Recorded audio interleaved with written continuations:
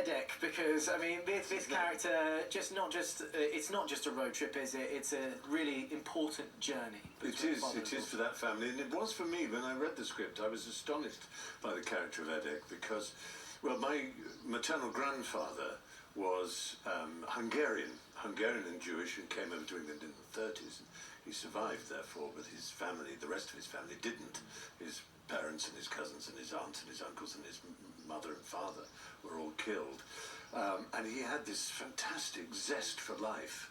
And you could imagine someone surviving the horrors of persecution, or in the case of this character, Edek, is really surviving Auschwitz itself as a young man. He worked, he was selected for work detail, and he did survive. You can imagine that you would go into life as a sort of with pessimism and hatred and revenge, but he chooses zest, in his case women and food and music, and he leaves Poland and goes to New York, and he and his wife have a daughter, and the story begins with the daughter Ruth, played by Lena Dunham, deciding that she wants to discover her roots, and I come along extremely unwillingly, and I don't want to, and I'm like a donkey that's, bracing and won't be pulled, stubborn as anything.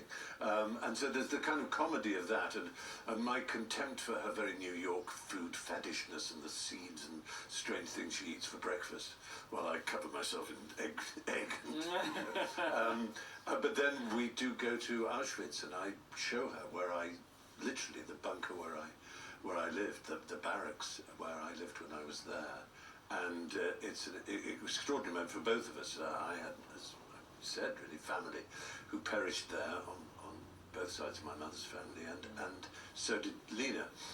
So there were very dark sides to the story and to the film, naturally. But I've always loved any project which reflects the fact that all humanity is a mixture of all things at once. Yeah. History, poetry, darkness, madness, love, hate, revenge, fear, hope, all these things in one, not parceled out into separate genres. It's a real mix, isn't it? Yeah, for sure. But also there's a thing of acting it, taking on all those emotions, as you say, and the small factor of learning to speak Polish, yes. Which I understand as well. You were practicing learning to speak Polish whilst you were filming the morning show.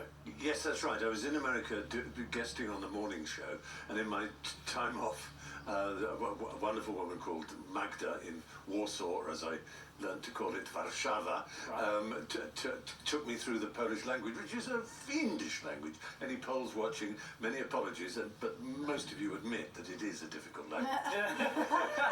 you have words that begin with PRZ. So nie mówię po polsku.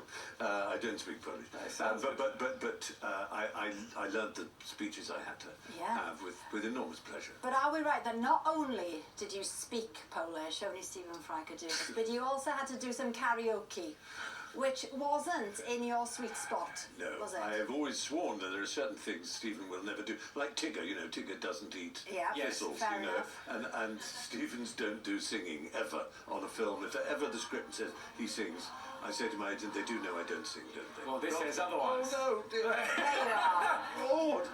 I just have to forget anyone is there. Yeah. That if I feel someone's in the same postcode as me, my voice tightens. A lot of people with public speaking feel very nervous, and when they do, their voice tightens.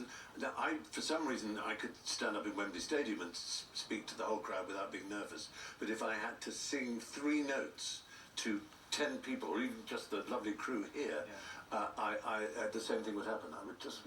Well, we've got you a microphone. No, I'm joking.